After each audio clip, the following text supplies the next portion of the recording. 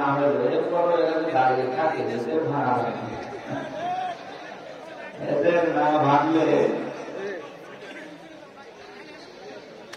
ইন্নাল হামদুলিল্লাহি ওয়াস সালাতু ওয়াস সালামু আলা রাসূলিল্লাহ। আম্মা বা'দ ফাআউযু বিল্লাহি মিনাশ শাইতানির রাজীম। বিসমিল্লাহির রহমানির রহিম।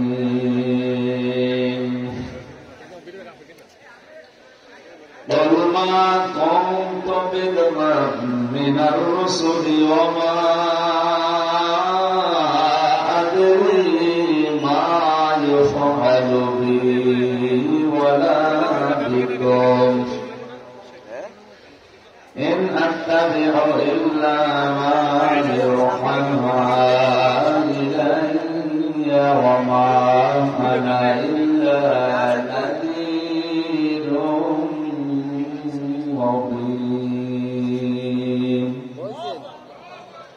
صدقت يا ربنا.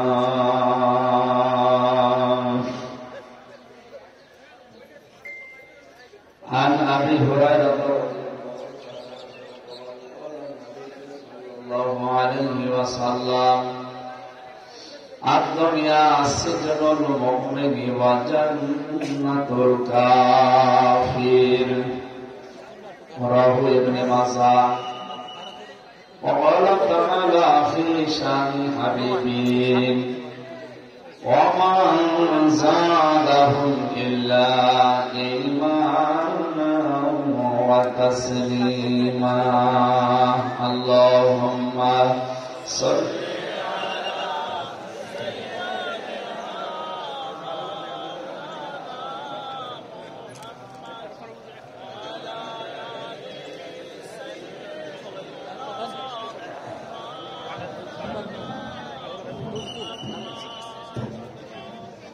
আলহামদুলিল্লাহ। ঠিক আছে,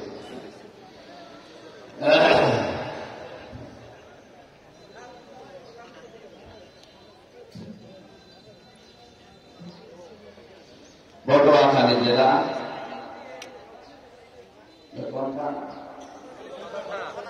পটুয়াখালী সদর থানার অন্তর্গত মকড় এমদাদিয়া ফয়জুল উলুম ইসলামিয়া মাদ্রাসার উদ্যোগে 12তম 3 দিন ব্যাপী ঐতিহাসিক তাফসীর ও কোরআন মাহফিলে প্রথম দিবসের সম্মানিত সভাপতি, এতক্ষণ যারা আলোচনায় গেছেন জনাব মাওলানা হোসেন মাহফুজ চুয়াডাঙ্গা, মুফতি মোহাম্মদ আতাউল্লাহ, আগামী 2 দিন যারা আসবেন, মঞ্চে বসা ওলামায়ে কেরাম, সামনে বসা মুসলমান ভাইরা, পর্দার আড়ালে সম্মানিত মা এবং বোনেরা, যার মাধ্যমে এসেছি সেই কুষ্টিয়া থেকে পর্যন্ত আপনাদের এলাকার সন্তান AKM কামরুল ইসলাম মাসুদ তালুকদার, হায়াতে তাইয়্যিবা সিহাতে কুলিয়া কামনা করছি, বলেন আমিন। দল, মত, জাতি, বর্ণ, ধর্ম নির্বিশেষে আজকের এই অনুষ্ঠান, এটা শুধু মুসলমানদের না, হাযা বায়ানুল লিন্নাস হুদাল লিন্নাস। মানুষ বাদবাচ্চি যারা বিবেচিত, আজকের এই অনুষ্ঠান তাদের সবার জন্য। ওয়ালাকাদ কাররামনা বানি আদম, অবশ্যই আমি বনি আদমকে সম্মানিত করেছি, অবশ্যই আমি মুসলমানদেরকে সম্মানিত করেছি। এ কথা কোরআনে নেই, কথা বুঝতেছে? মানুষ আমরা যারা, সে যে ধর্মের লোক,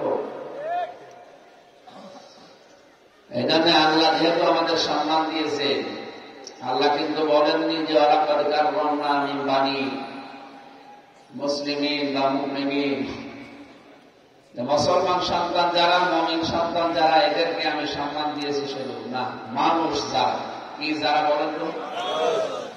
নবীজি মসজিদে নববীতে বসে আছেন, একটা লাশ যাচ্ছে সামনে দিয়ে, বিশ্বনবী দাঁড়িয়ে গেলেন। সাহাবায়ে কেরাম বললেন, হে নবী আপনি দাঁড়িয়ে গেলেন, এটা তো ইহুদির লাশ। নবীজি বললেন, সাহাবীরা, ইহুদিটা দেখি, সে তো আল্লাহর বান্দা। কি ওয়ালাকাদ কাররামনা বানি আদম, অবশ্যই আমি আল্লাহ নিজে বনি আদম সন্তানকে সম্মানিত করেছি। তাহলে আল্লাহ যাদের সম্মান দিলেন তাদের সম্মান নিয়ে যারা সিনেমিনি খেলে, সারা দুনিয়ায় মানুষের সম্মান নিয়ে সিনেমিনা খেলা হচ্ছে বিভিন্ন ধর্মের দোহাই দিয়ে, যে এরা এই ধর্মের লোক, এরা এই ধর্মের লোক। যদিও বাংলাদেশে ধর্মীয় মেরুকরণ বন্ধ হয়ে গেছে, আমাদের প্রতিবেশী নামে কলঙ্ক ছিল যারা, এরা সারাটা জীবন মিথ্যা ছড়িয়েছে যে বাংলাদেশে সংখ্যালঘু নির্যাতন হয় না, এখনো হয়। কোথায় মাইকেরা কোথায়? এটা ঠিক আছে, আমি আওয়াজ ঠিক করো, রিভাব হালকা কমিয়ে দিন, ইকো দেওয়ার দরকার নেই, আওয়াজ বাড়িয়ে দেন, রিভাব কমিয়ে দিন। ভয়েস অফ আমেরিকা, এরপরে মাইক্রোসফট, এই সমস্ত বিষয়গুলো চালায় পৃথিবীর খ্রিস্টানরা। তারা 257টা রাষ্ট্রের রিপোর্ট দিয়েছে, সবচেয়ে বেশি মিথ্যা কথা বলা হয় ভারতে। যে আমাদের নামে যে তথ্যগুলো আর এতদিন ছড়িয়েছে সব উদ্দেশ্য বনদিত ভাবে, এবং এই মিথ্যা ছড়িয়ে এই দেশের অনেক মানুষের মগজ তারা ধোলাই করেছে। যিনি এতদিন দায়িত্বে ছিলেন 15.5 বছর, তার বাবাকে যেদিন মেরে ফেলা হয় ওই দিন থেকে 81, তার মানে 6টা বছর উনি দিল্লিতে ছিলেন। 6 বছর একাধারে তার মগজ ধোলাই করে এই দেশে পাঠানো হয়েছিল। এই জন্য যে বিভাজনটা তৈরি করে দিয়ে গেল, এটা এখন মিটতে কতদিন লাগে আল্লাহ ভালো জানে। নিজের আপন ভাই শত্রু হয়ে গেছে। রাজনৈতিক আলাদা দল, আলাদা আদর্শ আপনার থাকতেই পারে, তাই বলে আপনি একজন মানুষকে পিটিয়ে মেরে ফেলবেন? কোথায় পেয়েছেন এই আদর্শ, এই সংস্কৃতি? বছর শিবির করে এই জন্য মেরে ফেলেছে। আরে ভাই, শিবির করে দেবেন, মেরে ফেলা লাগবে। বিশ্বজিৎকে যে ছেলেরা মেরেছিল, ওরা আমার সাথে জেলে ছিল 3 বছর। মাঝে মাঝে আমার কাছে আসতো, জিজ্ঞাসা করতেন, আপনি মেরে ফেললে? একটা হিন্দু মানুষ আপনাকে বলে না যে আমি হিন্দু? বছর বলেছিল। যখন ওরা কোপ দিচ্ছিলাম, কোপাচ্ছিলাম, ওই সময় বলেছিল যে ভাই কিসের জামাত, কিসের শিবির, আমি তো মুসলমান না। আপনার যদি বিশ্বাস না হয় আমার কাপড় চোপড় খুলে দেখেন। এর বড় আমরা মানি না, জায়গায় মেরে ফেলছি। কি হইল এটা করি? এখন আমার মা বাবা আমার পরিচয় দেয় না, কারণ আমার ফাঁসির আসামি আমি। এখন আমার 30 বছর জেল খাটা লাগবে, যাবজ্জীবন দিয়েছি। আমার দলীয় যে লোকজন যাদের কথা শুনে এই কাজটা করলাম, তারাও এখন আর খোঁজ নেয় না। আমার জীবনটা নরক হয়ে গেছে, কারণ জেলখানার ভেতরে টাকা না পাঠালে আপনাকে কুকুরের মতো থাকা লাগে। কথা বুঝতেছে? এটা তার বাইরের জায়গা না, 4 দেওয়ালের মাঝে কোনো উপায় করার জায়গা নেই। সবাই ওখানে অসহায়। বাইরে থেকে যাদের টাকা পয়সা চায়, এই মানুষগুলো লোকজন দিয়ে কাজকর্ম করে, একটু শান্তিতে থাকা যায়, সুখে থাকা যায়। তো ওদের তো 30 বছর মা বাবা খোঁজ নেয় না, ভাই ভাগ্যর পরিচয় দেয় না, কারণ একটা খনি। খনি, এই শব্দটা এত নিকৃষ্ট শব্দ। কিয়ামতের দিন আল্লাহ যখন বিচার আরম্ভ করবেন, সর্বপ্রথম রক্তের বদলা, খুনের বিচার, এটা আরম্ভ হবে। হাবিল আর কাবিলের আমরা নাম শুনি না? প্রথম তারা হত্যাযজ্ঞ আরম্ভ করেছিল এই কাবিল। এজন্য কিয়ামত পর্যন্ত যত মানুষ হত্যা হবে, এই হত্যার একটা একটা গুনাহর আমলনামা যাবে। কিয়ামতে সর্বপ্রথম আল্লাহ হাবিলের নাম দিয়ে বিচার আরম্ভ করবে, কাবিল আর হাবিলের নামে। এজন্য মানুষ হত্যার সাথে যারা জড়িত, এরা আল্লাহর কাছে সবচাইতে বড় নিকৃষ্ট। আপনি দেখবেন পৃথিবীতে 6 জন মানুষের তালিকা আসবে, মানুষ হত্যাকারী তারা। সবচাইতে বেশি মানুষ তারা দুনিয়ায় মেরেছে। হিটলারের নাম আছে, চেঙ্গিস খানের নাম আছে, এই উগ্রপন্থী ওনার নাম আছে, আমি নাম নিলাম না। আমাদের যেটা পালিয়েছে এটার নাম আছে। এরা মানুষ হত্যা করার তালিকায় আছে, তা 1টা 2টা না। হিটলার তো 60 লাখ ইহুদি হত্যা করেছিল। কত? আমাদের কন্যার নামে এত না, তারপরও আছে। 2006 থেকে 2024 পর্যন্ত যতগুলো হত্যা হয়েছে আপনি ইন্টারনেট ঘাটেন, দেখেন কত মানুষের নাম আসে। শুধু 24 সালে 2732 জন মারা গেছে। 2006 সালে 28 অক্টোবর তার নির্দেশ মতো পিটিয়ে মানুষ সাপের মতো মেরেছে। তিনি হুকুমের আসামি না? আরে সাদাকে সাদা বলা জানা লাগবে, কালোকে কালো বলতে হবে, সে যেই হোক। আমার বাবাও যদি অন্যায় করে সাদা চায়, বাবারেও পিটানো লাগবে। সাদা চাবেন মানে একে আগস্টের 5 তারিখের আগে আছে যে সাদা চাবেন। এদেশে এখন সবাই প্রতিবাদী। এইটা আমাদের এতদিন ছিল না, এই জন্য জালেমরা একেবারে ঘাড় মটকিয়ে রেখেছিল। এখন আর ওইটা চলবে না। যেখানে অন্যায় দেখবেন, সে যে রকম অন্যায় হোক, কোন দল বেদল দেখা দেখিনি, সব এক হয়ে যাওয়া লাগবে। তাহলে অন্যায় এমনি বন্ধ হবে। আর যদি বলেন না, যে যা কাছে করুক গা, লা ইলাহা ইল্লাল্লাহ, কাউকে কিছু বলবো না, কয়েকদিন পরে আপনার মেয়ে নিয়ে যেদিন ফুর্তি করবে সেদিন টের পাবে। এক কথা বলছেন এখানে। নিজের আগামী প্রজন্ম, নিজের ছেলে মেয়ে বই, এগুলোকে যেন একটু নিরাপদে রাখা যায়, সেই চেষ্টা করা দরকার। ওরা বিভিন্ন চেষ্টা চালিয়েছে 15.5 বছর, একটাও সফল হয়নি। আগস্টের 5 তারিখের পর থেকেও বহু চেষ্টা চালাচ্ছে, একটাও সফল হয়নি। সবগুলো মাঠে মারা যাচ্ছে, হালিফা আনে নিচ্ছে না। এখন ওরা চেষ্টা চালাচ্ছে হিন্দুদেরকে কাজে লাগানো। হিন্দুরাও বুঝে ফেলেছে। গোবিন্দ পরামানিকের বক্তব্য শোনেন না? সেদিন আমিরে জামাত ডক্টর শফিকুর রহমান হাফিজাহুল্লাহ গিয়েছিল গাইবান্ধা। ওনার আগে একজন হিন্দু পুরোহিত, একজন ঠাকুর, সে বক্তব্য দিতে গিয়ে জানিয়েছে যে এই দেশে আগস্টের 5 তারিখের পর থেকে আমরা সবচাইতে নিরাপদে আছি। ঠাকুর সাহেবেও জানিয়েছে যদি ইসলাম এই দেশে কায়েম হয়, আমরা আরো বেশি নিরাপদে থাকবো। মানুষকে নিরাপত্তা, শান্তি, স্বস্তি দিতে পারে একমাত্র কেবলমাত্র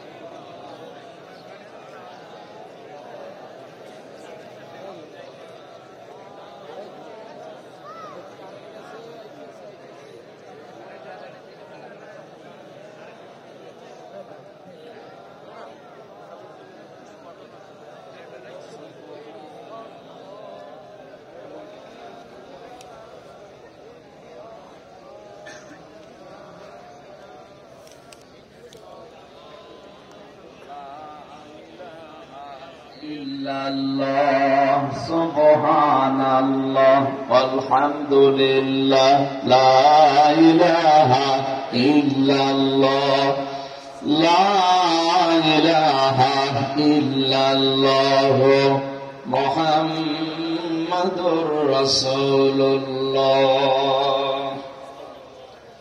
আমার ভাই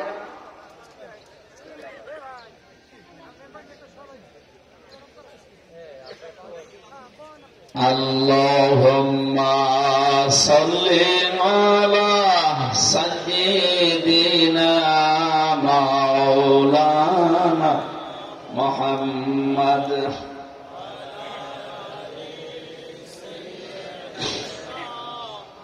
মাওলানা মুহাম্মদ।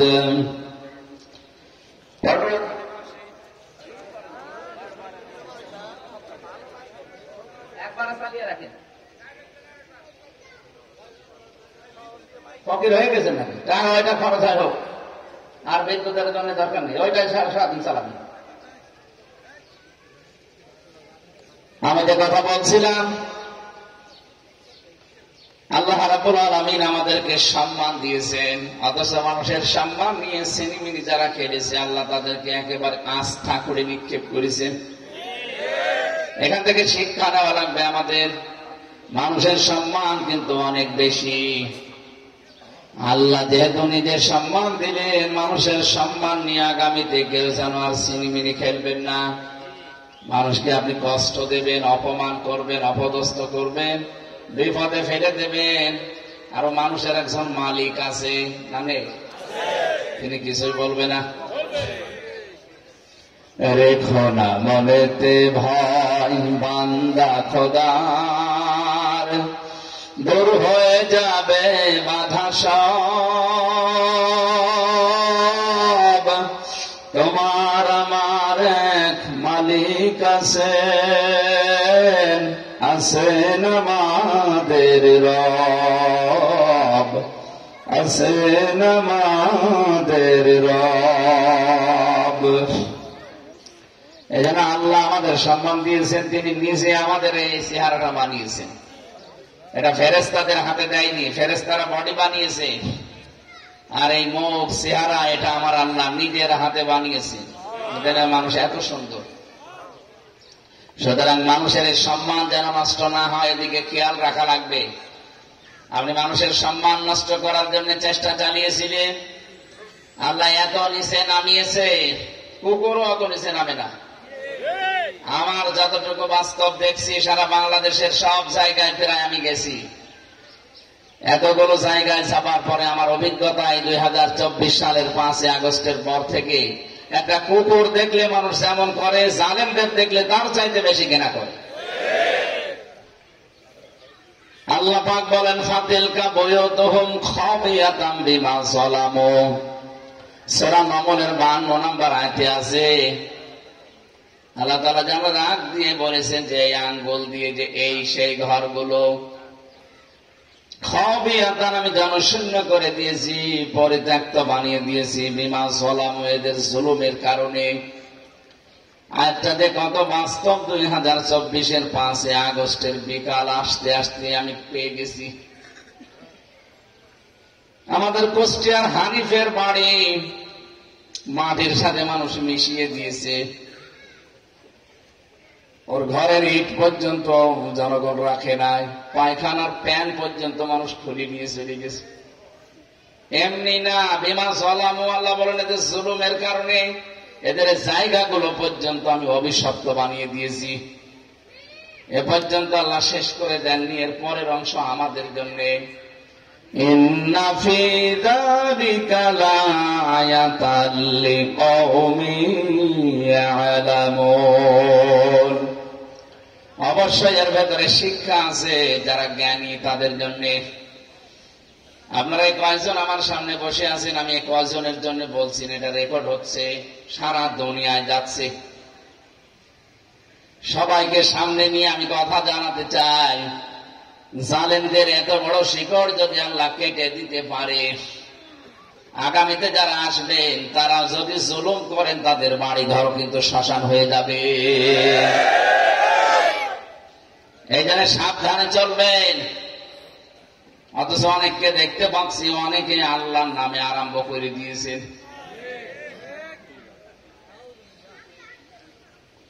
আপনি থামেন, আপনারা মজলুম একটা দল। এই 15.5 বছরে জুলুমের শিকার যেমন আমরা হয়েছি, আপনারাও। শুধু 14 দল বাদ দিয়ে বাংলাদেশে যারা আমরা আছি সবাই মজলুম।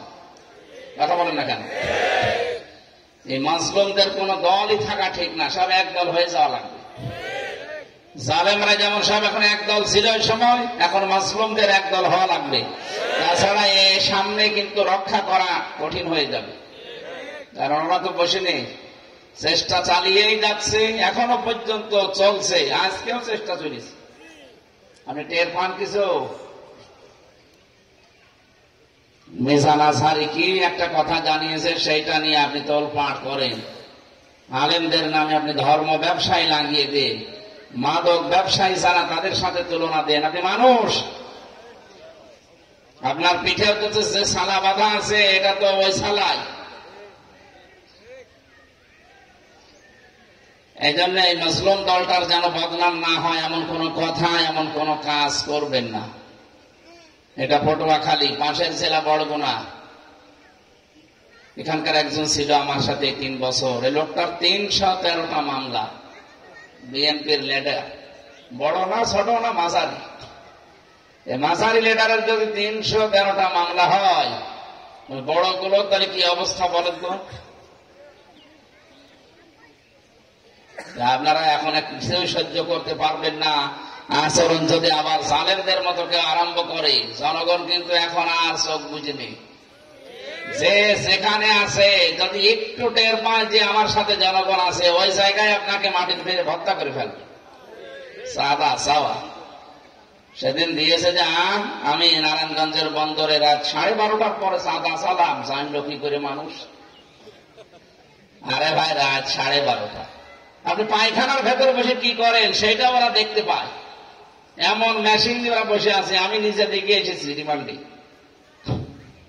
আমার আগে বুঝতাম না, মনে করতাম মনে হয় এড়া ঘোড়া, কিছু জানে না ওরা। কে বলেছে? একেবারে সব ওরা এই ভাতের প্লেটের মতো দেখতে পাচ্ছে।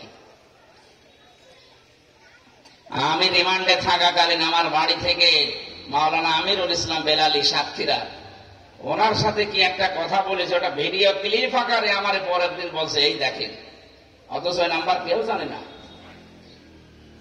আপনি কি মনে করছেন যে আমি কোথায় কি করছি, কোথায় একটু ডুবে ডুবে জল খাই, কেউ টের পায় না? গোয়েন্দা বিভাগের খবর রাখেন, সর্বোচ্চ পর্যায়ে আমি কথা বলেছি। এরা বলছে আমরা সব দেখতেছি, কে কি কাজ করে, কে কেমন কি করে, আমরা সব নখদর্পণে রেখেছি, আমাদের সব চোখের সামনে দেখি কেমন কি হয়। এই কয়েক মাসে তো ওরা অনেক কিছু বুঝে ফেলেছে। এই জন্য আপনাকে আমি সাবধান করলাম, ভাই আপনি হয়তো বিষয়টা জানেন না। রাত 12টা 12:30 একটায় চায় চাঁদা চাইতে, মনে করে কেউ জানে না, কেউ দেখেও না। এদেশে কোথায় শুই পড়ে আছে তা ওরা দেখতে পাচ্ছে, এমন কঠিন মেশিন লাগিয়ে রেখেছে। এরা নিয়ে এসেছে যেখান থেকে, তারা তো আরো চালাক। এই বাংলাদেশের চাইতে আমেরিকা হচ্ছে 59 ডবল। কত? 59টা বাংলাদেশ পাশাপাশি রাখলে যত বড় হবে, আমেরিকা একা অত বড়। ওখানে একটা যদি সই পড়ে থাকে, চুল পড়ে থাকে কোন জায়গায়, ওরা দেখতে পায় ঘরে বসে বসে, জমক জায়গায় চুল পড়ে আছে। কি কত দূর পৌঁছিয়েছে বলেন? এই জন্য আমরা মুসলিম ছাড়া তারা যেন আন্দাজে এখন আবেগে কোনো কাজ করি, আবার আমাদের জালেমদের মতো পস্তানো লাগে না। জালেমরা এখন পস্তাচ্ছে। এই যে সিঙ্গাপুর মালয়েশিয়া ঘুরে আসলাম কয়েকদিন আগে, দেখলাম জালেমরা সাহেব পাড়া বানিয়েছিল মালয়েশিয়া, থাকতে পারে না, হোটেলে থাকে। যে হোটেলে উঠে দেখে নিচে 2 শয়তান বসে আছে। কি বলো হুজুর, আমরা আগেই পালিয়েছি। আগে একটু হালকা টের পেয়েছিলাম যে না দিনকাল ভালো না, আগেই পালিয়েছি। কেন? বাড়ি বানিয়েছেন সাহেব পাড়া, বেগম পাড়া, থাকবেন না? ওখান দিয়ে মায়ের খাবো। এদেশে মানুষ নেই, বাঙালি এখানেও আছে। যদি দেখে আছে সাহেব পাড়ায় আমি বাস করছি, আমার পিটিয়ে ভর্তা বানিয়ে ফেলবে। দরকার নেই, সে কয়েকদিন আসি অন্তত আল্লাহ বিল্লাহ করি, আমি হোটেলে কাটাবো, কেউ যেন না জানে। কি করলেন? এখন তো আফসোসের শেষ নেই। আর সে জালেম কয়টা অন্তত ধরা পড়েছে, তাদের অবস্থান দেখছেন? এখন এই জালেমদের হাতে হ্যান্ডকাপ দেয় না, পায়ে বেড়ি দেয় না, মাথায় দড়ি লাগায় না, এখন আর এই টুপি পরায় না, কোট গায়ে দেয় না, এমনি তোলে। এরপরও নাকি অনেক সুশীল সমাজ, এরা একটু মন খারাপ করে, এত বড় বড় নেতা, এদের কোনো সম্মান নেই। আরে শয়তান, এই 15.5 বছরে যারা জেলখানায় ছিল তারা কি বড় নেতা না? অধ্যাপক মিয়া গোলাম পরোয়ার, সাবেক এমপি, ডাক্তার শফিকুর রহমান, আমিরে জামাত, কি আপনার কাছে বড় মনে হয় না? ওই কালা মানিককে বড় মনে হয়, যার বিসি উড়ে গেছে। হ্যাঁ, ওর বিসি নেই, কলার পাতায় শুয়েছিল, জনগণ গামছা গলায় দিয়ে, গামছা দিয়ে টানতে টানতে নিয়ে এসেছিল। এর সাথে আর অপমান আল্লাহ কত করবে?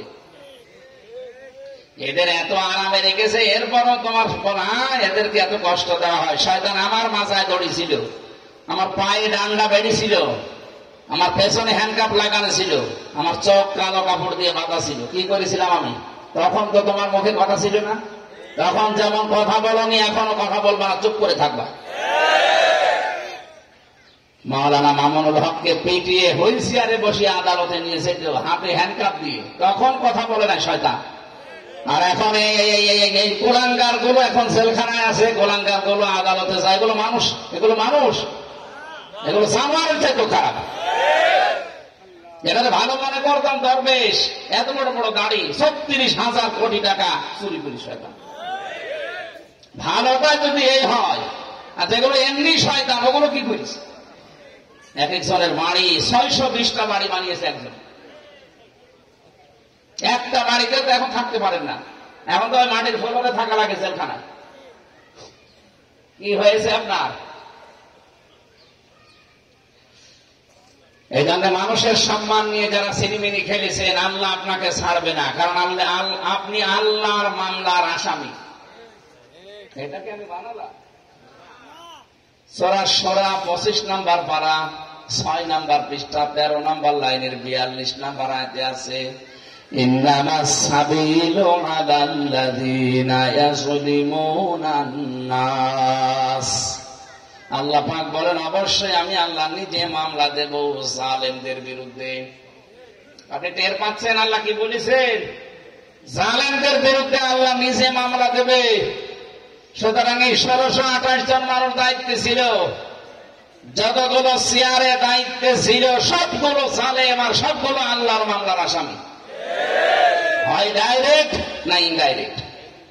অনেকে বলে আমি কি করবো, কিছু করার ছিল না। আরেক শয়তান কিছু করার ছিল না, মানে তুই ভিক্ষা করে খাবে দরকার হয়, তাও জালেমের তোষামতি করলে কোন কারণে? আমাকে যারা হ্যান্ডকাপ দিয়ে একেবারে ওইভাবে কষ্ট দিয়েছে, জিজ্ঞাসা করতাম, বলছে হুজুর আমার কিছু করার নেই। কিছু করার নেই, তোর বিবেক নেই? মাঝে মাঝে নিচে এসে বলতো যে আমরা জানি আপনার কোনো দোষ নেই। আমার দোষ নেই, তারপর ওই আচরণ করিস কোন কারণে? আমি যদি তোর নিজের ছেলে হতাম, 11 ঘন্টা আমার টাঙিয়ে রেখেছিলেন আপনি মাথায় দড়ি দিয়ে। 4 ওয়াক্ত ফরজ নামাজ আমার পড়তে দেননি। আমি ইশারায় নামাজ পড়েছি, জানি না এখন কোন সময়, কারণ মাঠের নিচে আমি। কত মানুষকে কত কষ্টে রেখেছে ওই মিনি আয়না করে, তাও তো বিগটাই আমি যেতে পারিনি। 24 ঘন্টা একটা মানুষ পায়ের ভেতরে হাত দিয়ে তালা লাগানো। আপনি কি আর কি মনে করেন 5 মিনিট থাকতে পারবেন আপনি এভাবে? আর বছরের পর বছর, কেউ 8 বছর, কেউ 10 বছর, কেউ 14 বছরও পড়ে আছে। এত বড় বড় নখ হয়ে যায় অনেকের, চুল দাড়ি গোপ দেখলে মনে হচ্ছে ভয়ঙ্কর জঙ্গল থেকে আসতেছে। কেউ কেউ দেয়ালের সাথে নখ দিয়ে খুশিয়ে খুশিয়ে লিখে রাখতো, ভাই যদি বাইরে যেতে পারে তাহলে এই নাম্বারটা একটু জানাবেন যে আমি বেঁচে আছি। সকালে বেটা পচা ছোলা দিয়ে যেত, দুপুর বেলা 1 মুঠ ভাত দিত, তাও মানুষে কেউ মাখিয়ে দিয়েছে। আর এখনো পর্যন্ত অনেকে জালেমের পক্ষে স্ট্যাটাস দেয়, যা কি করেছে বউ তার পালানো লাগলো। শয়তান তোমার সাথে তো হয়নি, তোমার বাবারে যদি ওইভাবে 14 বছর আয়না ঘরে রেখে দিত তখন তুমি টের পেতে।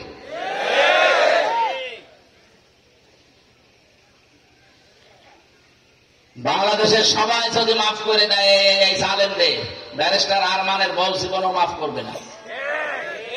8টা বছর আপনি তাকে স্বামী ছাড়া যদি বলতেন যে মেরে ফেলেছি, সে অন্য জায়গায় বিয়ে করতে পারত। এক কথা বলছেন এখানে, কত বড় নির্মম! মানবতার সাথে একটা মহাকৌতুক করেছে। আর মানবাধিকার প্রতিষ্ঠা করার আন্দোলন করতে বলে মানুষ কন্যা নাম দিয়েছিল, একটা টাটকা নির্ভেজাল শয়তান। আলেমদেরকে যেভাবে কষ্টে রেখেছিল জেলখানার ভেতরে, ওই আয়না ঘরের ভেতরে, মানুষ অত নিচে নামে না। মাঝে মাঝে ভাবতাম আল্লাহ যারা দায়িত্বে থাকে এরা বাড়ি যেয়ে সংসার করে কি করে? এরা যে দৃশ্য করে গেল আমাদের সাথে, বাড়ি যেয়ে সংসার করে কি করে? সাফ কথা বলছি, এই দেশে যারা জালেম ছিল তারা আল্লাহর মামলার আসামি। তাদের পক্ষে নিলে আপনিও আসামি হবেন। শব্দটা কত বছর ওলাটে পেয়েছেন। আল্লাহ নিজে মামলা দেবে ভাই। আপনি যদি সত্যিই মাপ পেতে চান, একটা রাস্তা খোলা আছে। 15.5 বছরে যার ক্ষতি করেছেন, আপনার কারণে অনেকে ঘরে থাকতে পারেনি, নাকি এলাকায় কিছু হয়নি। আপনার কারণে মিথ্যা মামলা দিয়ে, মিথ্যা সাক্ষী দিয়ে জীবনটা নষ্ট করে দিয়েছেন। ওর ব্যবসা বাণিজ্য সব আপনি খেয়ে ফেলেছেন। যার যা ক্ষতি করেছেন 15.5 বছরের রেকর্ড হচ্ছে বলে বলছি। যেখানে সেখানে যা ক্ষতি করেছেন ওই ক্ষতিপূরণ দেবেন, যে ওর কাছে মাপ চেয়ে নেবেন। আমার মামলার আয়ু শয়তানের বাচ্চা শয়তান সেদিন কল দিয়ে বলছো, হুজুর মাফ করে দিয়ে। আরে ভাই কিসের মাফ? আগে টাকা ফেরত দেন। 30 লাখের উপরে টাকা খেয়েছেন আপনারা, ওই টাকাগুলো ফেরত দেন। আমি আকিস গ্রুপের খতিব ছিলাম, ওখান থেকেই নিয়েছে প্রায় 32 লাখ। ওই টাকাগুলো ফেরত দেওয়া লাগবে আপনাকে। খালি আস্তাগফিরুল্লাহ পড়বেন আর মাফ হয়ে যাবে, আমাকে ঘাস কাটছে নাকি? বাংলার মুসলমানেরা অপরাধ যার কাছে স্বীকার করা লাগবে তার কাছে। এই দেশের মানুষের স্বভাব ভালো না, এরা অপরাধ করে একজনের কাছে মাপ চায় আর একজনের কাছে। টাকা পয়সা মারে এই দেশে, জমি জায়গা মেরে খায় এই দেশে, আর কাবা শরীফের গিলাপ ধরে যায় কাঁদে আস্তাগফিরুল্লাহ। ওরা দাঁত মুখ খুলে ফেলা দরকার শয়তান। কোন কারণে ৬,৫০০ কিলোমিটার দূর থেকে এসে এখানে মাপ চাস? তুই কি আল্লাহর কাছে অপরাধ করেছিস? তুই অপরাধ করেছিস হামসার কাছে, আগে হামসার কাছে মাপ চাবি। কথা বলছেন এখানে? সে যদি মন থেকে বলে যে মাফ করে দেব, কিন্তু আমার এই ক্ষতিপূরণ দেওয়া লাগবে, আপনাকে তাই দেওয়া লাগবে, না তো কিয়ামতে আল্লাহ কাট সাট করে নেবে। আশা করছে আমার কথার অর্থ বুঝেছেন নাকি না বোঝার ভান করে আছেন? কত মানুষকে দেখছি এরকম ভাবে আন্দাজে ধোকা দেয় মানুষ। আরো অসুবিধা নেই, আপনি আস্তাগফিরুল্লাহ পড়েন, মাফ হয়ে যাবে। ইয়ার কি মারা জায়গা পান না আপনি? আপনি আল্লাহর কাছে অপরাধ করলে আস্তাগফিরুল্লাহ পড়লে মাফ হয়ে যেত। আপনি আস্তাগফিরুল্লাহ পড়বেন আল্লাহর কাছে, আল্লাহরটা মাফ হবে। আর হামজারটা মাফ করবে কি? কারণ আল্লাহ তো এই হক্কুল ইবাদ নেয়নি, উনি হক্কুল্লাহ নিয়েছেন। হক্কুল ইবাদ যারা নষ্ট করেছেন, যার কারণে নষ্ট হয়েছে। আপনি চেয়ারে থাকার কারণে অনেক মানুষ চেয়ারের উপরে উঠতে পারে নাই। প্রমোশন হওয়ার কথা ছিল, আপনার কারণে হয়নি। এরকম বাংলাদেশে নেই? কিচ্ছু জানে না, ঘরে ঘুমিয়ে আছে, চট করে দেখছে হাজতে। কি গো এখানে কি গাছ কেটেছিস? কখন? স্বপ্নে। বেশি বললাম। এইটা চলছিল 15.5 বছর। এই করে করে এক একজন হাজার হাজার কোটি টাকার মালিক, আর খালি মেগা প্রকল্প বানিয়েছে আর মেগা ডাকাতি করেছে। এখন সব বের হচ্ছে, প্রতি বছরে 42,000 কোটি টাকা পাচার হয়েছে এই দেশ থেকে। অথচ পদ্মা সেতু বানাতে 32,000 কোটি টাকা খরচ হয়েছে। কে বলেছে 32,000 কোটি টাকা হলে 4টা পদ্মা সেতু বানানো যায়? 2-3 বার করে খালি বাজেট বাড়িয়েছে আর টাকাগুলো সব আল্লাহ রাস্তায় পাঠিয়েছে। এখন আল্লাহ একেবারে ধরার মতো ধরেছে। ইন্না বাদশা রব্বিকা লাশাদীদ, আমার ধরা বড় শক্ত ধরা। এই জালেমদেরকে ছাত্র জনতা ধরে নাই, ধরেছে সরাসরি কে? আরো জোরে বলেন। আল্লাহ যে ধরেছে, আপনার বিশ্বাস হচ্ছে না? নাকি ওই কয়েক ঘন্টার ভেতরে লক্ষ লক্ষ মানুষ কোথায় পেলেন আপনি? আমার মনে হয় আল্লাহ ফেরেশতা পাঠিয়েছেন। এটাতে পাঠিয়েছেন, তার বাস্তব প্রমাণ আল্লাহ কোরআনে দিয়েছেন। সূরা আনআম 7 নম্বর পারা 12 নম্বর পৃষ্ঠার 2 নম্বর লাইনে 44 নম্বর আয়াতের মাঝের অংশে আছে, হাত্তা ইযা ফারিহু বিমা উতু আখাযনাহুম বাগতাতান। আল্লাহ পাক বলেন, ওরা আমার দানকৃত ক্ষমতা বস্তু এগুলো বেজানো নিয়ামত পেয়ে যখন আনন্দে আত্মহারা হয়েছিল, মনে মনে ভাবতো আর কোনদিন মনে হয় পারা পরিবর্তন হওয়া লাগবে না। যখন ওরা আমার দানকৃত ক্ষমতা পেয়ে নিয়ামত পেয়ে আনন্দে আত্মহারা হয়েছিল, আখাযনাহুম বাগতাতান, আমি আল্লাহ নিজে তাদেরকে আকস্মিক ভাবে ধরলাম। এখানে ফাইল সরাসরি আল্লাহ নিজে, কর্তাকে। যারা আরবি গ্রামার মধ্যে জিজ্ঞাসা করেন আখাযনা, এর ফাইল আল্লাহ নিজে। আল্লাহ বলেন আমি ধরেছি। কিভাবে ধরলাম তাদেরকে? বাগতাতান, আকস্মিক ভাবে তাকে ধরেছি। আল্লাহ বলেন আই হোম, বহু বছর এটা জমির যত জালেম ছিল সবাইকে যেন আল্লাহ একবারে ধরেছেন। নয়তো সারা বিশ্বে এমন ওদের ইতিহাস আমরা দেখিনি যে একবারে 300 এমপি পালিয়ে যায়। এটা আল্লাহ না ধরলে একবারে সব পালাতো না। একেবারে হুবহু কোরআনের সাথে মিল আছে। আল্লাহ বলেন আমি নিজে ধরেছি। বাগতাতান শব্দটার ব্যাখ্যা পেয়েছি, আমি এমন ভাবে ধরলাম যারা ফাইদা হুম মুবলিসুন, হতাশ হয়ে পড়েছে, নিরাশ হয়ে গেছে। দুপুরের খাবার খাবে সে সময়টাও পায়নি। 5 মিনিট সময় চেয়েছিল একটা লিখিত বক্তব্য, আল্লাহ বলেন না তাও হবে না, তাড়াতাড়ি পালা। যাতে মাতার হলো উনি তাহলে ঠিক আছে, যাওয়ার সময় একা যায়নি, 14টা ব্রিফ কেস নিয়ে গেছে। ওই ব্রিফ কেসের ভেতরে শুধু মাটি আর ছাই ছিল। আপনার মন খারাপ হয় না?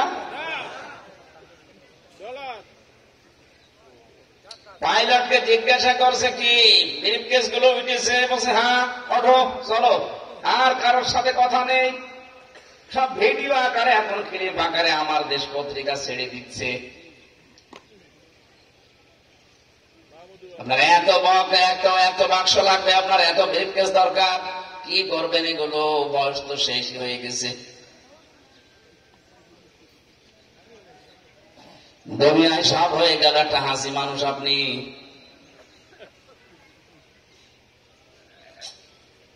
আফসোস লাগে জালেমদের এই করুণ অবস্থা দেখে। এখন আগামী থেকেও যদি জালেম হয় তার কিন্তু আসলেও খবর আছে, আপনি টের পাচ্ছেন না। তাই জালেমদের এত বড় শিকড় আল্লাহ যদি কেটে দিতে পারে, কত শিকড় নিচে ছিল জানেন? ইউনিয়নের দারোয়ান থেকে শুরু করে একেবারে সংসদ পর্যন্ত জালেমদের সব থরে থরে সাজানো ছিল। সবগুলোকে আল্লাহ আয়াতের পরবর্তী 45 নম্বর আয়াত সূরা আনাম, ফাকুতিআ দাবিরুল কওমিল্লাযিনা যালামু, আল্লাহ বলেন জালেমদের শিকড় কাটা হয়ে গেছে। অতি আয়দা মজুর, এর ফাইল জানা নেই, এরপর তাকে আল্লাহ বলেন জানা নেই। জালেমদের শিকড় কেটে দিল কে? আল্লাহ। আন্দাজে বলেন, অতি আর বললাম না ফাইল নেই, আল্লাহ কাটে না, কে কেটেছে কেউ জানে না। হানিফের বাড়ির ইট খুলে নিয়ে গেল, একেবারে 3 ঘন্টার ভেতরে পুরা 3 তলা বাড়ি মাটির সাথে মিশে গেছে, কে করেছে কেউ জানে না। এখন বাড়িগুলো সব জালেমদের বাড়ি, ঘরগুলো তাকান সব গণ টয়লেট হয়ে গেছে। আমি তো যেখানে যেখানে চাই আগে দেখি নিদর্শন কেমন লাগে, যে দেখি কেউ এদিকে কেউ এদিকে কেউ এদিকে, 4-5 জন একসাথে টয়লেট করছে, মনে আছে জামাতবদ্ধ টয়লেট চলছে। জালেমদের জায়গাগুলো আল্লাহ অভিশপ্ত করে দিয়েছেন। আমাদের শিক্ষা হচ্ছে আগামীতে কেউ যদি চান ক্ষমতার চেয়ারে, আপনি যেন জালেম হয়ে যাবেন না, তাহলে আগামীতে 5 বছর পরে আপনার বাড়িও শ্মশান হয়ে যাবে।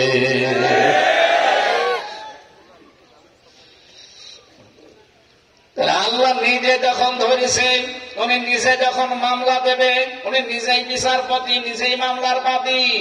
কত বড় দুঃখজনক কথা জালেমদের জন্য বলেন। আমি বারবার কেন উচ্চারণ করছি, আজ হাজারো জালেমের সব কুল শেষ হয়ে গেছে। উনিকে মনে করছেন 14টা ব্রিফকেস নিয়ে উনি খুব আরামে আছে না। কয়েকদিন আগে বলেছিল যে আমি এই অঘোষিত সেলখানায় ভারতে আর থাকতে চাই না, আমার কাছে এটা সেল মনে হয়। কত মানুষের বরদোয়া লেগে আছে, কত মানুষের চোখের পানি, কত মানুষের রক্ত আপনি কি জানেন? যাদের ছেলে মারা গেছে তাদের বাড়িতে একটু যায়, সেটা আবু সাইদের বাড়িতে গিয়েছিলাম, মুগ্ধ ভাইয়ের বাড়িতে, ফয়সাল ইয়ামিন, ওয়াসিফ, এদের বাড়িগুলো দেখতে চাই, কান্নায় ভেঙে পড়ে তার মা আর বাবা। কি ভালোবাসতো তাদের সন্তানকে, কেন মারলেন আপনি? আপনি যখন পালিয়ে যাবেন, কিছুদিন আগে যেতে পারলেন না, তাহলে যে মানুষগুলো মারা যায় না? এখন বলছে না, 34,000 মানুষ এখনো পর্যন্ত বিভিন্ন অঙ্গ প্রত্যঙ্গ হারিয়ে বিভিন্ন হাসপাতালে কাতরায়। কারো 1 হাত নেই, কারো 1 পা নেই, কারো 1 চোখ নেই, কারো অন্ডকোষ উড়ে গেছে। আমি নিজে দেখেছি, আমার সামনে গোষ্ঠীতে 16 জন মানুষ এক জায়গায় মরে গেল। এত মানুষের রক্তের এই স্বাধীনতা এখন যদি কেউ কলঙ্কিত করতে চান বিভিন্ন নাম দিয়ে, যে নামে আসেন না কেন আপনাকে ছাড়া হবে না। এই কথা বলে না কেন? মানবতা বিরোধী কোন কাজ, মানুষকে কষ্ট দেয় এরকম কোন কাজ এই দেশে আর হতে দেওয়া হবে না, সে যেই হোক। ওরা বিভিন্ন নাম দিয়ে চালাতে চেয়েছিল বিশৃঙ্খলা করার জন্য। প্রথমে আনসার লীগ দিয়ে চালিয়েছে, হয়নি। এরপরে রেকশা লীগ, হয়নি। হিন্দুদেরকেও কয়েকবার চালাচ্ছে, হচ্ছে না। কারণ হিন্দুরাও বুঝে ফিরেছে যে দেশে শান্তিতে থাকতে হলে ইসলাম লাগবে। আল্লাহ পাক মানুষকে সম্মান দেওয়ার কথা বারবার কোরআনে জানালেন, আর আমরা মানুষের সম্মান নিয়ে সিনেমেরি খেলি। আল্লাহ ছাড়বে আমাদের? এই জন্য তো আল্লাহ এত অপমান করেছে। আল্লাহ আমাদের হেফাজত করুন, বলেন আমিন। দরুদ সালাম পাঠ করার মাধ্যমে আজকের তেলাওয়াতকৃত আয়াত থেকে আমরা তাফসীর করছি সূরা আহকাফ। আহকাফের 9 নম্বর আয়াত পড়েছি। এর বাংলা অর্থ হচ্ছে উপত্যকা। নাম কি বললাম? 35টা আয়াত আছে, মাত্র একটা আয়াত পড়েছি। আমার আজকের আলোচনার বিষয় হচ্ছে কেউ কারো না, যাদের উপর আমরা ভরসা করে আছি। যেহেতু এটা বরিশাল বিভাগ, এই বিভাগের মানুষটার ভেতরে এই স্বভাবটা আছে। কারণ আমি জানি সারা বাংলাদেশে সবচাইতে বেশি পীর সাহেব এই বরিশাল আর চট্টগ্রাম, এই 2 বিভাগে। আল্লাহর ওলি যত এই 2 বিভাগে এসেছে, আর এই 2 বিভাগের মানুষের আবেগও বেশি। মনে করে বাবা আছে আর চিন্তা নেই। কিসের বাবা? তো বাবাই তো আপনার নিজের হিসাব নিয়ে ঠিক করতে পারবে না। فَإِذَا نُفِخَ فِي الصُّورِ فَلَا أَنْسَابَ بَيْنَهُمْ يَوْمَئِذٍ وَلَا يَتَسَاءَلُونَ। রব্বুল আলামিন বলেন, যখন ফৎকার দেওয়া হবে সিংহায়, তখন যত রকমের সম্পর্ক আছে সবগুলো কাট হয়ে যাবে। নসবের বহুবচন আনসাব, একটা সম্পর্ক থাকবে না। দলীয় সম্পর্ক হোক, আত্মীয়তার সম্পর্ক হোক, রক্তের সম্পর্ক হোক, যত রকমের সম্পর্ক দুনিয়ায় আপনার সাথে ছিল সব শেষ। আমি আমার ম্যাডাম, আমার নাকি ওই সময় আমি নিজে বলতে বাধ্য হব, ম্যাডাম কে, তোমাকে আমি চিনি না। আল্লাহ আমাকে জানিয়েছে যেটা আমাকে বলা লাগবে। বাতিহি ওয়া আখি ওয়া ফাসিলাতিহি আল্লাতী তুবি। আল্লাহ বলেন, মানুষ আমার আযাব থেকে মুক্তি পাওয়ার জন্য শেষ পর্যন্ত নিজের বউকে দিতে চাইবে, নিজের ভাইকে দিতে চাইবে, নিজের জ্ঞাতি গোষ্ঠী যারা তাকে আশ্রয় দিত, তাদের দলীয় লোকজন সবাইকে বলবে, আল্লাহ সব দিয়ে দিলাম, আমারে মুক্তি দাও। ওয়ামান ফিল আরদি জামিআন সুম্মা ইউনজি। তামাম দুনিয়ায় আমার যত সম্পদ ছিল, স্থায়ী অস্থায়ী সব আমি দিয়ে দিলাম, এরপরেও আল্লাহ তুমি আমাকে বাঁচাও। রব্বুল আলামিন বলেন, কাল্লা, কখনোই না, ইন্নাহা লাযা, তোরে আমি লাজাই দেব। কোথায়? বলেন বলেন। এটা একটা নাম, জাহান্নামের দরজার নাম লাযা। এখান দিয়ে তোরে আমি প্রবেশ করাবো। কি আছে ওর ভেতরে জানিস? নাযাআতান লিশ-শাওয়া। এখানে যাওয়ার পরে আগে চামড়া খসিয়ে পড়ে যাবে। আমি রিমান্ডে, হ্যাঁ আমি আযাব পেয়েছি, কষ্ট পেয়েছি রিমান্ডে।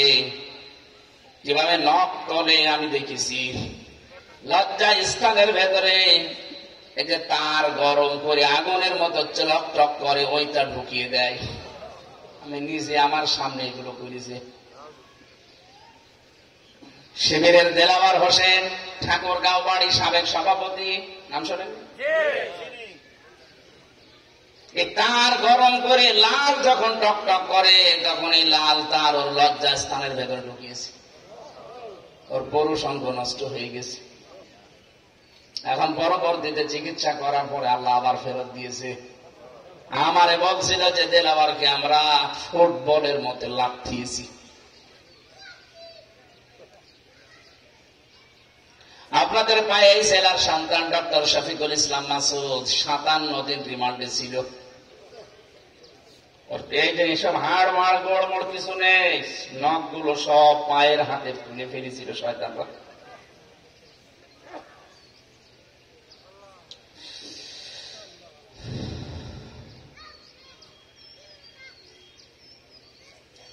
রব্বুল আলামিন বলেন, নাযাআতান লিশ-শাওয়া, লাজাটা এমন ঘর, ওখানে গেলে আগে চামড়া সব উঠে চলে যাবে।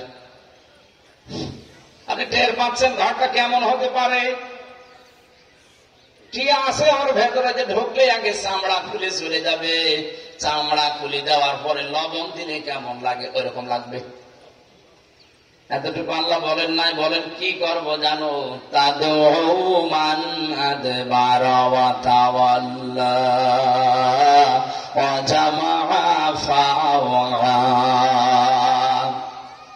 এই লাসা নামক জাহান্নাম তাদেরকে ডাকতে থাকবে। এই দুনিয়াতে তাদেরকে সত্যের দিকে আহ্বান করা হতো, ও লোকটা জানত যে সত্য পথ, বুঝত যে এটা সত্য, জানা শোনার পরে বোঝার পরও এবার টান করে পেছন দিক থেকে কেটে পড়তো। এরকম মানুষ বাংলাদেশে বেশি। এই কথা বলেন না কেন?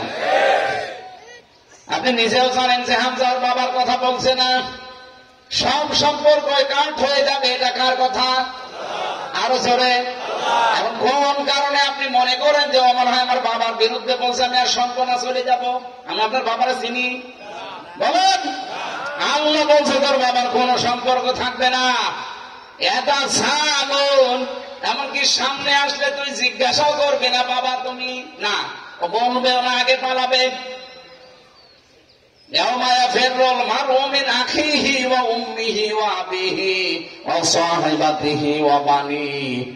আল্লাহ বলেন সর্বপ্রথম পালাবে মানুষের কাছ থেকে তার ভাই।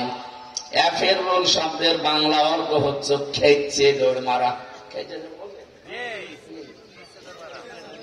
বাঘ দাঁড়া দিলে যেমন দৌড়ায় মানুষ এভাবে দৌড়াবে। এরপরে মায়ের নাম এসেছে, বাবার নাম এসেছে, স্ত্রীর নাম এসেছে। বাংলার মুসলমানেরা ভালো করে শোনেন আর বিশ্বাস করেন। এদের তাফসীর পড়তে গিয়ে আমি দেখেছি সন্তান মায়ের পা ধরে 500 বছর পরে থাকবে। কত? 500 বছর পরে মুখের উপরে লাথি দিয়ে বলবে, কে তুই? দুনিয়া আমার বিয়েই হয়নি, কিসের সন্তানের দাবি করিস? পটুয়াখালীবাসী সত্যি খুব চিন্তায় আছি। নিজের মা যদি 500 বছর পা ধরে থাকার পরও গর্ভধারিণী মা যদি মুখে লাথি দিয়ে বলে আমার বিয়ে হয়নি, সন্তান পাবো কোথায়? কার উপরে ভরসা করে আপনি নিজে জাহান্নামের দিকে যাচ্ছেন বলেন? নবীজির নিজে আয়াতটা যখন নাযিল হয়, قُلْ مَا كُنتُ بِدْعًا مِّنَ الرُّسُلِ وَمَا أَدْرِي مَا يُفْعَلُ بِي وَلَا بِكُمْ। বিশ্বনবীকে আল্লাহ বলেন, নবী আপনি বলেন যে আমি নতুন রাসূল না, আমার ধারাবাহিকতায় বহু রাসূল এসেছিল, তাদের মতো আমি একজন রাসূল। আমি জানি না আল্লাহ আমার সাথে কি ব্যবহার করবে, আমি জানি না তোমাদের সাথে আল্লাহ কি আচরণ করবে, এটাও আমার জানা নেই। আমি তো অনুসরণ করি অতটুকু যতটুকু আমার উপর আল্লাহ নাযিল করেন। ওয়া আনা ইল্লা নাযীরুম মুবিন, আমি শুধু সতর্ককারী ছাড়া কিছুই না। আয়াতটা নাযিল হওয়ার সঙ্গে সঙ্গে নবী নিজের মেয়েকে ডাকলেন, ফাতেমাতুজ জাহরা এদিকে আসো। হাসান হুসাইন কলিজার টুকরা নাতি, নিজের ফুফু সাফিয়া রাদিয়াল্লাহু তাআলা আনহা কাছে ডেকে বললেন, তোমরা সবাই আমার পরিবারের লোক, হে আমার ফুফু, হে আমার মেয়ে, হে আমার নাতি, নিজে যদি কোনো কাজ দুনিয়াতে না করতে পারো, কিয়ামতের দিন এই পরিচয় দিয়ে কোনো লাভ হবে না। আমার বাবা নবী ছিল, আমারে মাফ করে দাও না। আমার বাবার পরিচয়ে, নানার পরিচয়ে, ভাতিজার পরিচয়ে কোনো কাজ হবে না। কাকে বলছেন? নবীজি নিজের মেয়েকে, নিজের নাতিকে, নিজের ফুফুকে। পটুয়াখালীবাসী একটু বড় মগজটা, বুদ্ধিটা খাটান, মাথা খাটান। নিজের মেয়েকে যদি কথা বলতে পারে, অথচ নবী জীবিত থাকতে বলেছিলেন যে আমার কলিজার চাইতেও দামি আমার কাছে ফাতেমা। কেউ যদি ফাতেমাকে কষ্ট দেয়, সে যেন আমি নবীকেই কষ্ট দেয়। এরকম আদরের মানুষকে যদি এ কথা বলে যে আমার পরিচয় কিছুই হবে না, নিজের কাজ যদি নিজে না করো, তা আমরা তো অনেক দূরের মানুষ, আমাদের সম্পর্কে কি কিছুই নেই। এখানে এক্ষুনি আমাদেরকে নিজের কাজ নিজে করা লাগবে, কেউ কারো না। কারো ওপরে ভরসা করে কোনো লাভ নেই। কিয়ামতের দিন ওই যারা বলে যে কিয়ামতে এক একজন পীর সাহেব লক্ষ লক্ষ মুরিদ নিয়ে উঠবে, এটা তাহা মিথ্যা কথা। সূরা মরিয়ম 16 নম্বর পারা 10 নম্বর পৃষ্ঠা 15 নম্বর লাইনের 95 নম্বর আয়াত। যত তাফসীর আছে আপনি খুলে দেখেন, কিয়ামতে আল্লাহ পাক প্রতিটি মানুষকে ডাকবে তার সামনে একা একা। অকুল্লুহুম আতিহি ইয়াউমাল কিয়ামাতি ফারদা। কিয়ামতের দিন প্রতিটি মানুষকে আল্লাহ ডাক দেবে তার নিজের কাছে। কয়জন করে? একজন, নিজে নিজে আসবে। সুতরাং যারা এই কথা বলেন যে তোর চিন্তা নেই, বাবা আছে, ও তোকে শান্তি করে আসবে, ও বাবাও ভণ্ড, আপনিও ভণ্ড। কোরআনের কথা বিশ্বাস হয় না, বাবার কথা বিশ্বাস হয়? নবীজি নিজে যদি নাতিকে বলতে পারে তোমার নানা নবী ছিলেন, পরিচয় দিবা না, কোন পরিচয় কাজ হবে না, তা আপনি কি করে বলবেন আমি নবীজির আশেক ছিলাম? নবীর মেয়ে যেখানে কোন কিনার পায় না সেখানে আশেকের খবর আছে? আছে আশেক, আপনি শুধু জিলাপির আশেক আর খেজুরির আশেক। রাসূলের সুন্নাত গুলো, আদর্শ গুলো ভুলন্টিত হয়, তার একটা আদর্শ বাংলাদেশে কায়েম নেই, সেখানে আপনার কাজ কারবার নেই। মানে সামনে দাবি করে খালি খেজুরি আছে, আপনি ধান্দায় আছে। এখানে নিজের কাজ যেহেতু নিজে করা লাগবে। এরপরও ফাতেমা জোহরা নিজে আমল লাখ লাখ কম ছিল না তার। এই পৃথিবীর ময়দানে হযরতে ফাতেমা জোহরাকে জিন্দা অবস্থায় আল্লাহ সংবাদ দিয়েছেন যে তোমার আমি জান্নাতের নেত্রী বানিয়ে দিলাম। এরকম একজন মহিলা মারা যাবার পর হযরতে আবু যর গিফারি বলেন আমি কবর খুঁড়তে গেলাম, কবরটা খোঁড়া কমপ্লিট করে উপরে দাঁড়িয়ে একটা ঘোষণা দিলাম, কবর তোমার ভেতরে হযরতে আলীর স্ত্রীকে রাখবো, হাসান হোসাইনের মাকে রাখা হবে, জান্নাতের সরদারিনী নেত্রী ফাতেমা জোহরাকে রাখা হবে, সাবধান বিয়াদবি করবা না। কবরের কোনো আওয়াজ নেই।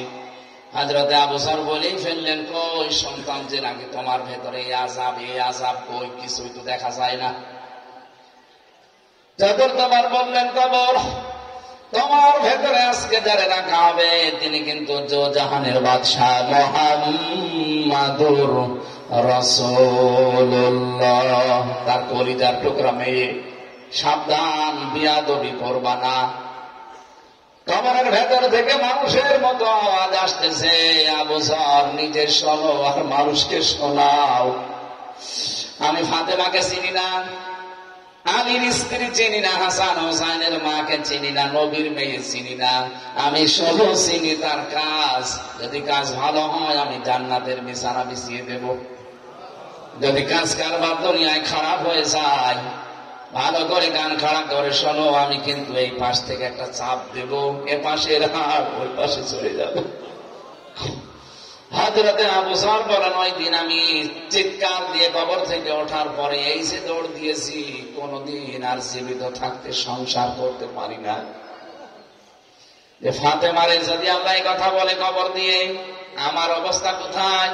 আমি তো নবীর মেয়েও না, নবীর নাতিও না, নবীর জামাইও না, আমি দূরের মানুষ, আমার কি হবে?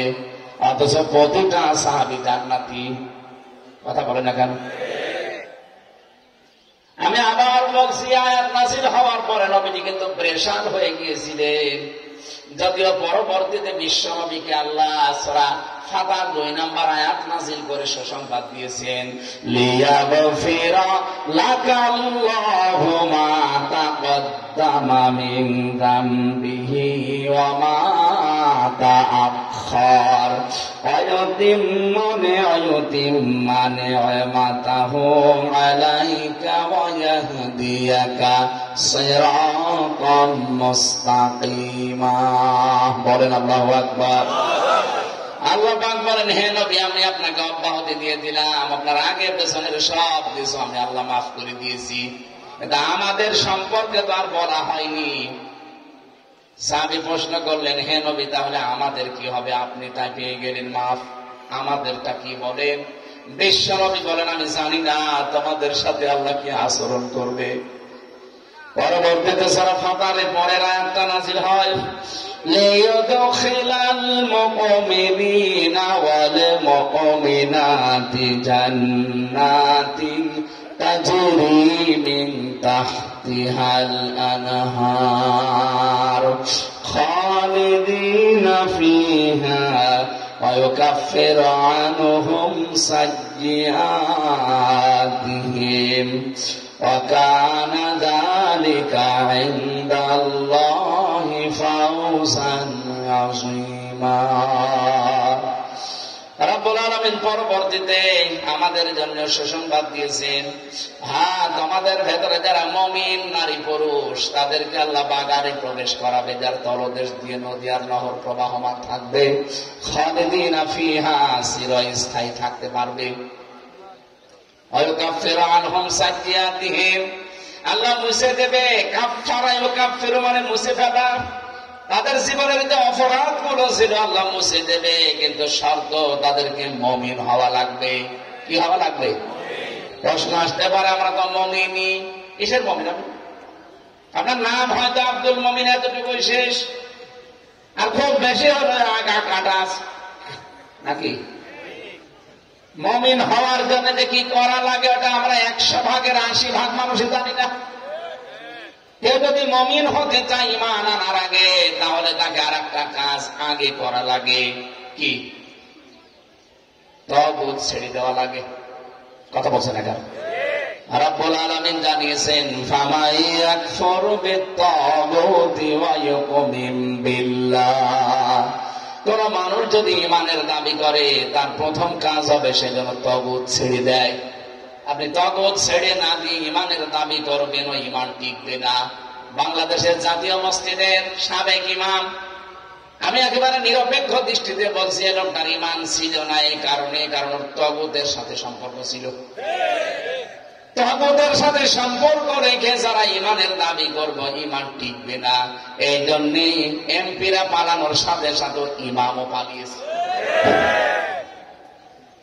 কিন্তু যে মানুষগুলো তাগুত ছেড়ে দিয়ে ঈমান এনেছিল, ঈমানের দাবি করতো, আপনি তাদের দিকে তাকান। এই যে ডক্টর শফিকুল ইসলাম মাসুদের নাম বললাম কেন, আমি তো নিজে দেখেছি কাছে থেকে। 57 দিন রিমান্ড কম ব্যাপার না, আমি 10 দিনে অজ্ঞান হয়ে গেছি, আর সে 57 দিন। আপনি কি একদিন মনে করেন? এত রিমান্ডে নেওয়ার পরেও, এত দিন জেল খাটানোর পরেও জালেমরা এক চুল তাকে টলাতে পারেনি, কারণ সে ঈমান এনেছে তাগুত ছেড়ে দিয়ে। এই কথা বলবেন। বাংলাদেশে কত মানুষকে দেখে ঈমান এনেছে কিন্তু তাগুতের সাথে সম্পর্ক রেখে। এজন্য ঈমান আনার পরে ঝড় উঠলে ঈমান নিভে যায়। ঝড় উঠেছে পটুয়াখালী, এখান থেকেই তোর মাটি নিভে গেছে।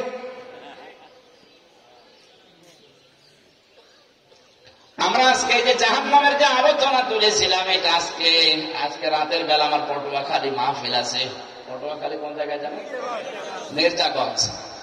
ওখানে রাত 9টায় উঠবো, রাত 9টা না 8টায় উঠবো ইনশাল্লাহ। 8টায় উঠবো, যতক্ষণ পারি এই শব্দের ব্যাখ্যা ওখানে আমি প্রায় অনেকগুলো তথ্য লিখেছি, ওখানে আমি কথা বলবো। এখন মাগরিবের আযান দেবে তো আর টানতে পারছি না, যেহেতু আমার এখন খাবার খাইনি, খাবার খাবো যে এরপরে চলে যাবো ওখানে যে নামাজ পড়ে উঠবো, ঈশার নামাজ পড়ি। আপনারা তাদের সময় আছেন ওখানে যে আগামীতে আসলে আবার চেষ্টা চালাবো ইনশাআল্লাহ। আল্লাহুম্মা আমিন। রাব্বিরহামহুমা কামা রাব্বায়ানি সাগীরা, রাব্বিরহামহুমা কামা রাব্বায়ানি সাগীরা। আল্লাহ তাআলা মাগরিবের আগে দোয়া কবুল হয় আমরা বিশ্বাস করি, নবীর হাদিস থেকে। বড় মুসাফির অবস্থায় হাত তুলেছি, আমাদেরকে একেবারে খালি হাতে ফেরত দিও না।